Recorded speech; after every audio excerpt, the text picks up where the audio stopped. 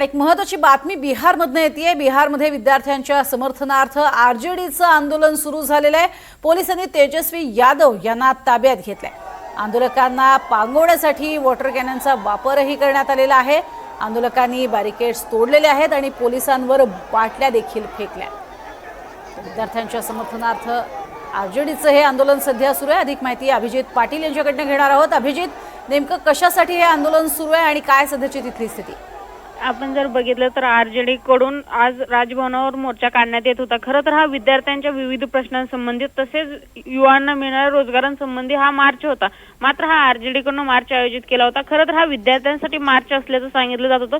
मात्र आरजेडीचे जे विरोधक आहेत ते म्हणतायत की या मार्च मध्ये विद्यार्थी कुठे आहेत, हे सर्वजण आरजेडीचे कार्यकर्ते आहेत। मात्र जरी विद्यार्थी आहेत नाहीत हा मुद्दा जरी बाजूला ठेवला तर या ठिकाणी जो मुद्दा उचललेला आहे आरजेडीने ते म्हणजे बिहारमध्ये ज्यावेळेस जंतर मंतरवर विद्यार्थ्यांचं आंदोलन सुरू होतं त्याच वेळेस बिहारमध्ये विविध प्रश्नांवर आंदोलन सुरू असताना विद्यार्थ्यांवर ज्या पद्धतीचा लाठीचार्ज केला आणि त्यातील एक गोष्ट आपल्याला माहिती आहे की त्यावेळेस पोलिसांनी ज्या पद्धतीने AK-47 चा वापर केलेला दृश्यांमध्ये दिसत होता आणि तोच AK-47 चा मुद्दा आज बिहारमध्ये विरोधी पक्ष उपस्थित करतायत आणि या AK-47 चालवणाऱ्या पोलीस अधिकाऱ्यांवर कोणती कारवाई केली असा प्रश्न उपस्थित आरजेडीच्या तेजस्वी यादव यांनी आज हा मार्च काढला होता।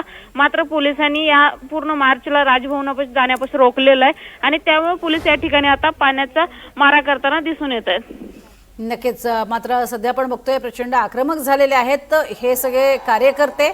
यात विद्यार्थी कुठे असा सवाल उपस्थित केला जातोय। खरोखरीच सध्या या सगळ्यांमध्ये विद्यार्थ्यांची संख्या आहे का, काय त्याबद्दलची अधिक अपडेट?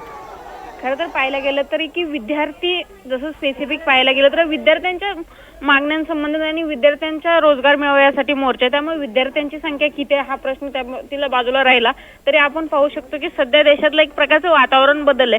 आजपर्यंत राजकीय मुद्द्यांवर या ठिकाणी आंदोलन केली जात होती, मोर्चे काढले जात होते, मात्र आता देशात सर्वच तालुके असतील किंवा सर्वच राज्य असतील आपण पाहू शकतो की विद्यार्थी हा सगळा सेंट्रिक झालेला आहे। म्हणजे देशाचं पॉलिटिक्स हा आता विद्यार्थ्यांच्या भोवती फिरताना पाहायला मिळते। त्यामुळे जर आपण बघितलं तर जे सर्व राजकीय पक्ष आहेत तेही विद्यार्थ्यांचे प्रश्न उभरतात।